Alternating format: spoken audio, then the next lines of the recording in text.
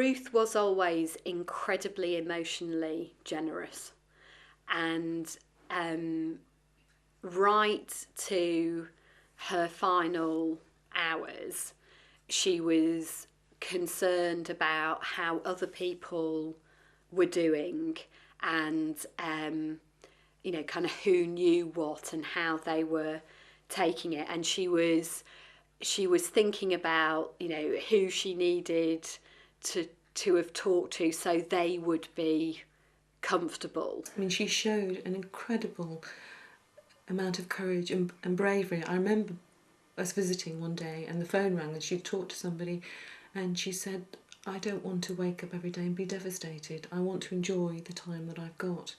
And I thought that was an amazing courage to... She lived life to the full, but she also managed to let death be part of life. And so, she accepted it. Absolutely. And was practical about it and enabled the people around her to live with it, really, and to be with it and to cope with it. It was a combination of being normal and upbeat and, talk about normal things, have a laugh, life going on, but equally, not in denial. And she would talk about the elephant in the room, and she would raise it so that other people didn't have to either raise it or pretend that it wasn't there, She concentrated very hard on that. She was in managing it in a way that would make it easier for other people. Sometimes I think maybe slightly at the expense of necessarily getting things sorted for herself. So she'd be keen not to make anybody else feel anxious or that things weren't as good as they could be. She always knew that the cancer in the end would kill her and that she'd die from it, but she said that she wanted to feel well enough to be able to manage at home. She wanted to be at home and she wanted to be with her family, and she wanted to have that time that was left as a quality time where she was able to do things with her children and with her husband. And so whenever I came in, however difficult the few days had been beforehand, it was always a calm environment, and it was always one of, I suppose, of quiet determination, of quiet optimism. She was amazingly generous, spirited in making things easier for everybody else. Whether that was medical professionals, who she was incredible with, health professionals in terms of helping them, because she would understand that there is an added pressure and nervousness for a health professional when the person in Ruth's situation is another health professional. Other than a very surreal moment for me when I was in the room with one of Ruth's friends, is a chief exec of a PCT or something, and then there's Harriet, her sister, and then there was Ruth, and they were saying, Jill, what should we do? And you're thinking, I'm the nurse in this. Fantastic palliative team in terms of the support from the doctors and nurses.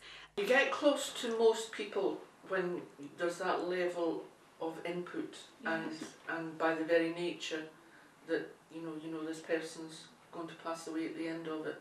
And I don't know if it was the nature of the person, the fact that age-wise, she was kind of close to same age as me, some of us, same year at school, everything. But there are some patients that you do get a bit closer to. I kind of imagined that everybody else who was doing it was going to have these upbeat, wonderful stories about Ruth, whereas our experiences of Ruth were at the end of her life. And how can you explain to people that it was every bit as enjoyable as their experiences, but on a different level? A lot of people who are healthcare professionals who then get faced with an illness themselves, it either can be a real obstacle to their care in that they know a huge amount, they're worried about it, and they either sort of have a lot of expertise and try managing it themselves, or it can be a big help. And I think for Ruth, I'm not sure that it dominated her care all that much. I think it was helpful in that I guess from our perspective, she knew what we were about, and she was very realistic about what her illness was and what it was going to be in the future. I suppose on an internal level it's difficult to know how much knowing what was going to happen was a worry to her, but it never really impacted on how we treated her or how she responded to us. I don't know whether it makes it easier to hear. I think you probably might see a clearer plan ahead. You might see, oh, this is the diagnosis, and then you think, what are the following steps? Somebody's been given a diagnosis of something, so you might know how things develop in a way, maybe more so than the person who's not medical. I think as she got iller and towards the end, it was a real privilege to have the skills to be of play some part in caring for her. I feel quite bad about when she was poorly, because she went upstairs to the top floor to sort of, I think it's something she wanted to do to kind of separate herself from the children so they would get used to this gradual, and of course it was like 3 flights of stairs, which she used to say, Lainey, I'm doing you good, because I was on a diet for my son's wedding. And she says, you'll really thank me for this, because I did lose about 2 stone. But I felt I should have spent more time with her. But because there was lots of people in the house, I was keeping people going in tea and trying to do the work at the same time. And I felt her time was very precious to Nick. All the times we sat and talked, even when she was in her bed, towards the end, she talked about how the kids were going to be, how Nick was going to be. And we talked a little bit about her illness and how she felt about it, but her overriding concerns were always about how everyone was going to cope when she wasn't here. And there was no self-pity, an incredible acceptance, really, of that's what was going to happen with her. And sometimes she would take your breath away, because she would talk very openly about the fact that she, by such and such a point she wouldn't be here. You knew she had very limited time, and we were fitted into a time, but in that time you got 100%.